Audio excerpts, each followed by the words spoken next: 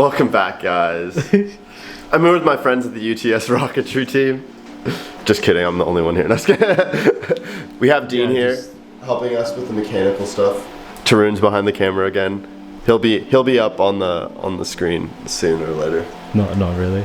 So today we were just trying to get our CAN sniffer working, which basically uses a CAN bus to send heartbeats, which is like when this board is on, it will send a signal to this board, and this board has a ESP32 which has a Wi-Fi antenna, so we can expose a web app through ESP32. And Tarun wrote this really cool code, and right now you can see we have our flight computer plugged into it, and we're getting a live reading. So basically it's telling us that this board is powered on, so when it's on the rocket it will just be easier to tell if our boards are alive and running the way they're intended to. It's just an extra validation layer, especially because the flight computer is the only board that actually has LoRa on it.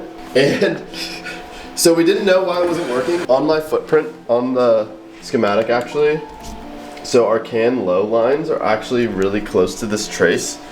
And so when we soldered it, I believe the solder would go over and then it would connect to this pin 18, which is like a breakout pin. And for some reason, when we would touch that exact pin, it would work. I just tested like soldering this wire from this pin to this pin, and it ended up working, and I have no idea the reason why. So see, if you look at the software, I unplugged it, so it's actually not plugged in, so it says it's not alive. Let's try the other connector. Yeah, see, so it actually works for both connectors now. Recording before. So quick update, we got the CAN working for the flight computer to the CAN sniffer. Like we showed yesterday, it was being exposed to the web page and it was all good, and we were getting the CAN heartbeat, so we knew the board was alive. But so we tried to do that with both the other boards, which is the camera board and the control board, and we ported just the same code basically over. But we realized I didn't realize, it was Tarun that actually realized after a little trial and error, maybe like a couple hours, that the CAN RX and TX were swapped on the actual board. And so they're not gonna work unless we pull it off and rewire it to the right connections. So right now we have Oscar, he's fixing one of our extra boards. That's why. Say hi to the camera. Yo, this is solder master, bro.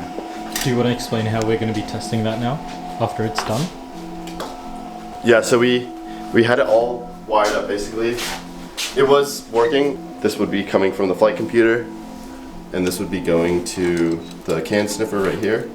And so they're just daisy chained. So the flight computer was transmitting through the Kestrel board, but the Kestrel board was trying to transmit, but the line swapped, so it wasn't outputting anything, and that's what the error was. And so once we fix that, we should be able to get everything correct on the ESP32. So that one's not too flight critical because we don't need it to actually fly the rocket. It's just like an extra thing that we want to do. And actually we have our first test flight scheduled for July 26th. So we're going to try and get it done before then. Are we going to be doing the pop test before the flight? Yeah, and Tarun will be running the pop test. Are we? Yeah, you're doing the pop test. It's very dark. Wow, that's really dark. That's fine. Alright, we're good? Yep. Yes. Alright, this is Shingleback main charge, 6 grams. Here we go in 5, 4, 3, 2, 1. Oh! Did something break? That's good. Oh, that's good. That's good. Yeah. This is the drogue on a 6 gram charge doing motor eject. Going in 5, 4, 3, 2, 1. Oh, yeah. That's great.